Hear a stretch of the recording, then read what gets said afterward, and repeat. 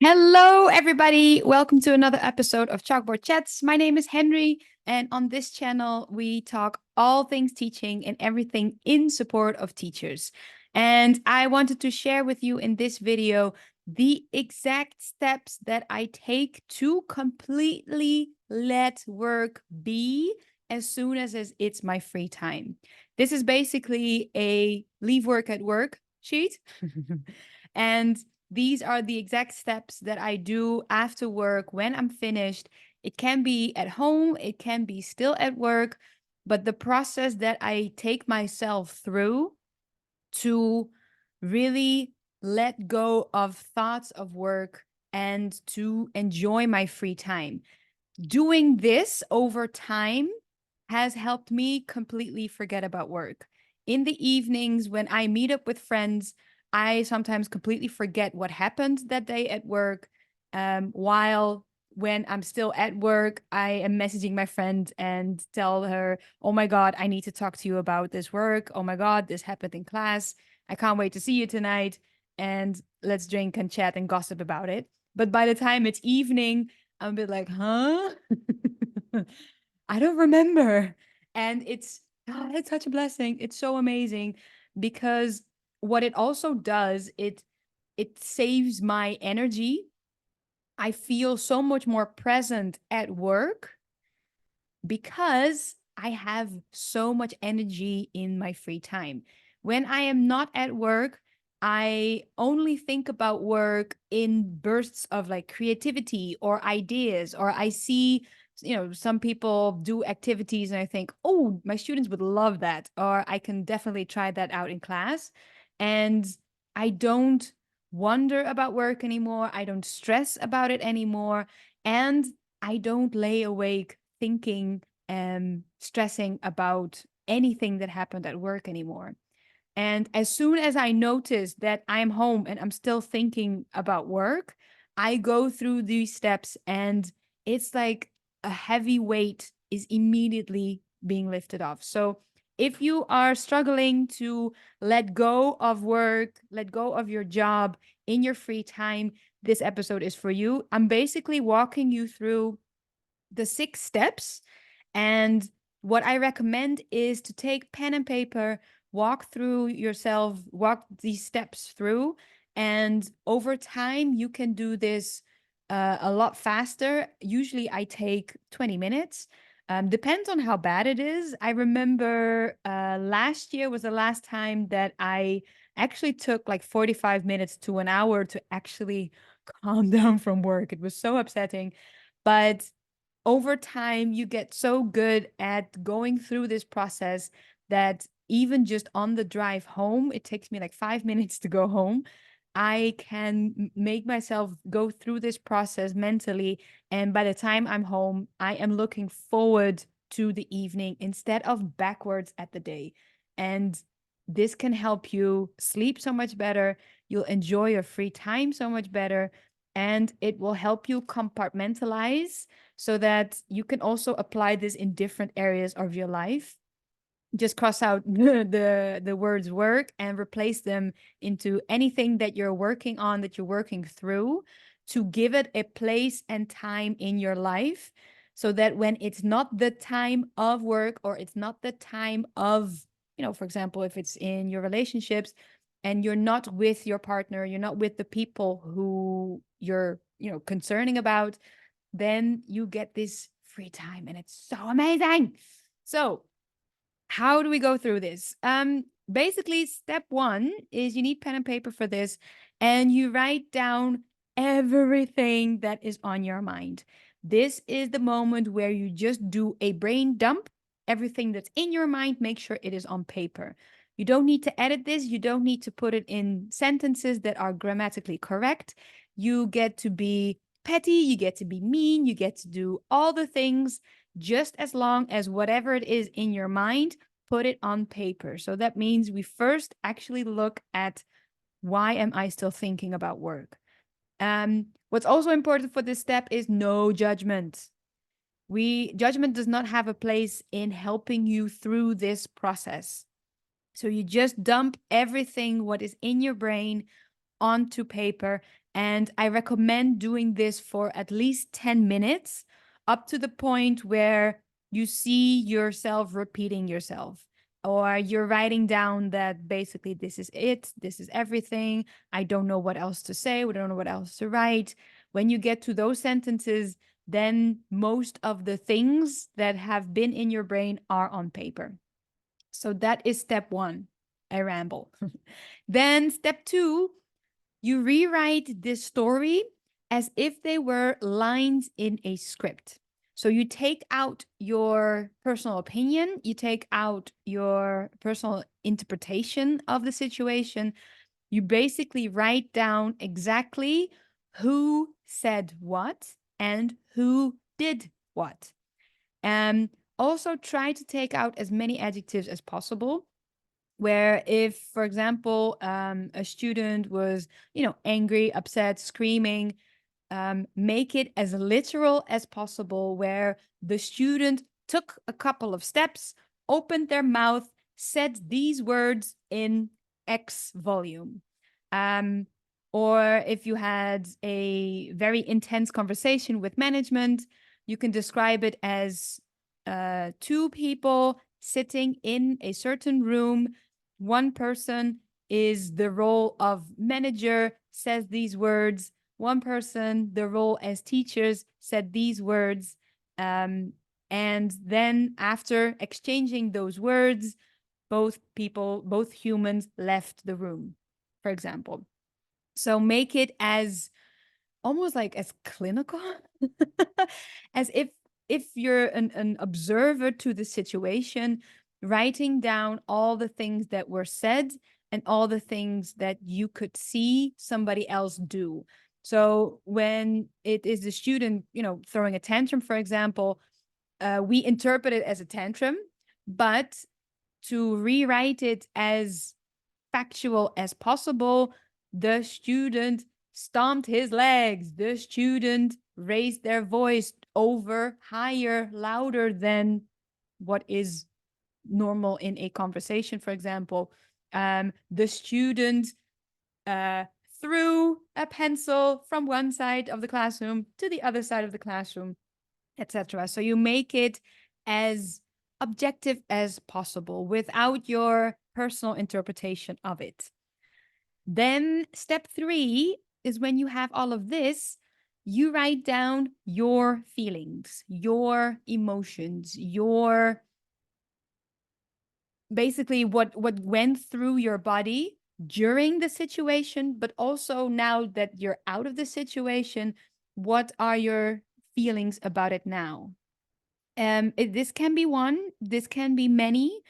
As long as you write down and look honestly in yourself, write down the truth on paper. If you are frustrated, if you are upset, if you are scared, worried, whatever it is, tell yourself the truth on paper. And again, no judgment. We are not here to judge. There is no right or wrong way of doing this. And there is no way that you should have done something differently. That's not the place for now. Right now, you're just scooping out all the things that are in your brain and going through your body and putting them on a piece of paper. So step three is your feelings. Then step four, you have to look back at step three to identify some of it, because step four is your thoughts about the situation. Now you have to make sure that you really separate the feelings that you have from the thoughts that have created it. So for example, the example that I used earlier about last year, that it took me like 45 minutes to an hour to get through these emotions. It was after an observation that turned into a intervention. And the feelings were frustration and exasperation and anger, many more, but these are the things that I can come up with now. And then the thoughts were, he shouldn't have done that. He shouldn't have said that. And also I had the question, should I have approached this differently? Again, no judgment on this. Just write down all the thoughts that you have and make sure that all the feelings that you have a thought that caused it. So my frustration came from the idea that the person who did the observation shouldn't have changed the observation into an intervention. So I was frustrated about that. My anger, no, exasperation came from the idea that um, basically similar, where he shouldn't have done that. He should have waited. He should have acted differently. What else? Oh, and the question that I asked myself, should I have done this differently? Should I have approached the situation differently? Made me feel very insecure, very unsure of myself. And I was, questioning myself. I was doubting my actions in that moment. So one of the feelings was insecure, unsure. And the thought was, should I have done this differently? So when you're finished with these 4 steps, so just to recap, 1, you write down all of your thoughts, a ramble on paper. Number 2, you rewrite them as lines in a script. Who said what? What actions did you see? Number 3, your feelings can be 1, can be many. And then number 4 is your thoughts about this situation. Now, what you can do as a step between 4 and 5 is, if you have any questions that you're asking yourself, you can answer them. And that's also basically step 5, where step 5 is you find acceptance.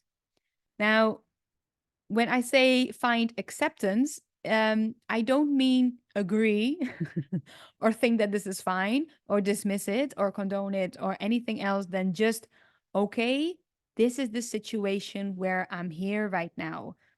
I also like to finish the sentence. It makes sense this happened because. It makes sense that the student was angry because in their mind, in their world, from where I stand, it makes sense that they react to these emotions and they express them out loud.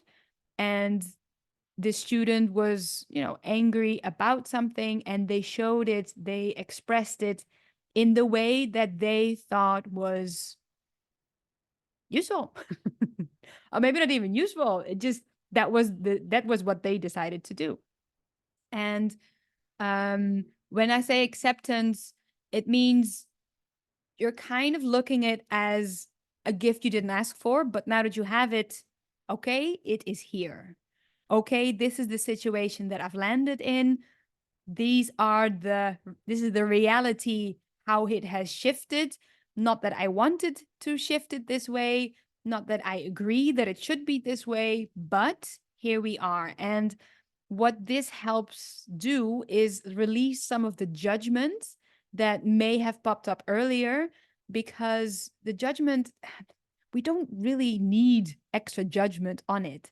Now that we're here, we don't need to also feel bad about it, also feel as if we could have prevented it. That's just extra garbage that we actually don't need. Right now, we're just looking at the situation. Here, I find myself given these cards. And now that I have the cards, I've laid them out, I've looked at everything that happened, I can say, okay, this is where I'm at. This is what the universe has thrown my way. This is what life is asking of me. And here are the elements that I get to work with. Also, the questions that can pop up in number 4, when you write down your thoughts, it can be a question like, should I have done this differently? You can actually answer them with, how would you do it differently? But also, given the situation where you were in at that time, what did you do and why? And be really honest, because it is so easy to look back and say, I should have done that differently. Yeah, because now that we have different information, it is easy to cast judgment on our past selves. But it's not really fair, because at the moment, with the information that you were given, you made this decision. And there is a reason for that. Find that reason. I say have your own back. Even if you look back and clearly that's a mistake, have your own back because you made that decision based on the information that you had at the time. So you can answer those questions and then find acceptance. Here are the cards. This is the situation. Now what? And then step 6 is basically what now from here? Now that I've landed in this situation, the universe gave me all of these cards. What do I do next?